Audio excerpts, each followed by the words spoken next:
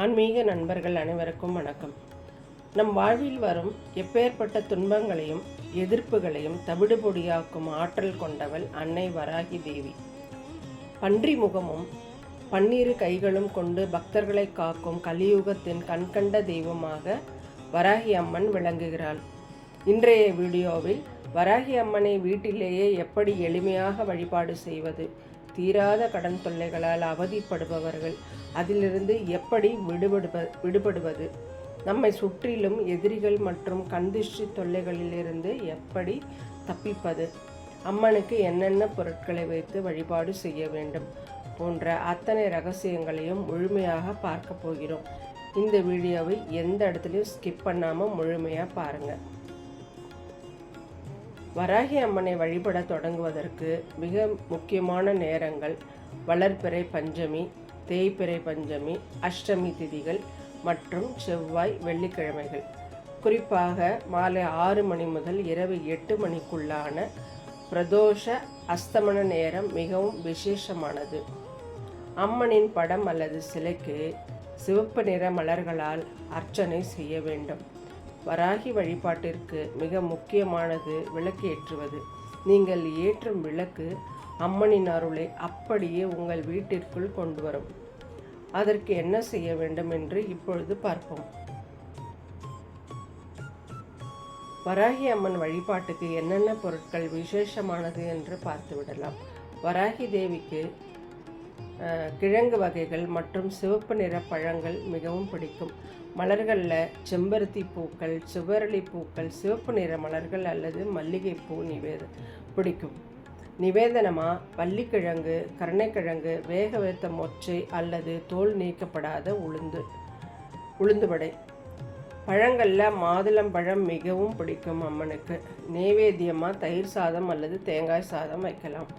இப்பொழுது பலரையும் வாட்டும் மிகப்பெரிய பிரச்சனை கடன் தொல்லை. எவ்வளவு சம்பாதித்தாலும் கடன் அடைவதே இல்லை என்று வருந்துபவர்கள் இந்த எளிய வழிபாட்டை செய்யுங்கள். பஞ்சமி திதி அல்லது செவ்வாய்க்கிழமை அன்று மாலை நேரத்தில் மண் அகல் விளக்கில் சுத்தமான பசு நெய் ஊற்றி அல்லது நல்லெண்ணெய் ஊற்றி பஞ்சு திரி போட்டு விளக்கேற்ற வேண்டும். அம்மனுக்கு மாதுளம்பழ முத்துக்களை நிவேதனமாக வைக்க வேண்டும்.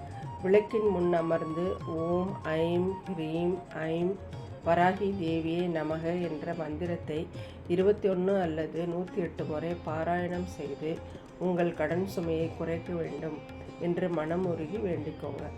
தொடர்ந்து 5 பஞ்சமி திதிகள் இதை செய்து வர உங்களின் கடன் சுமைகள் குறைந்து புதிய வருமான வழிகள் பிறப்பதை நீங்களே காண்பீர்கள்.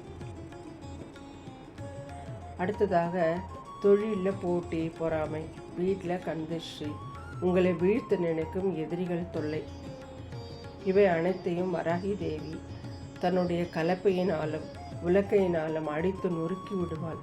எதிரிகள் தொல்லை நீங்க வராகி அம்மனுக்கு மிளகு தீபம் அல்லது தேங்காய் தீபம் ஏற்ற வேண்டும்.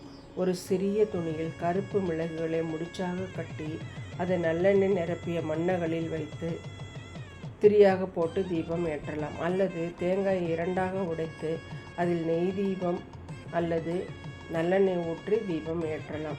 இதை செய்யும்போது உங்களை சுற்றியுள்ள எதிர்மறை ஆற்றல்கள் விலகி ஓடும்.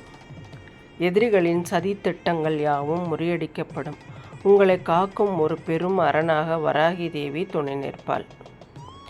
அன்பான நேயர்களே, வராகி அம்மன் மிகவும் சக்தி வாய்ந்த தெய்வம். அவளை வழிபடும் போது தூய்மையாகவும் அசைவம் தவிர்க்க வேண்டியதும் மிக முக்கியம்.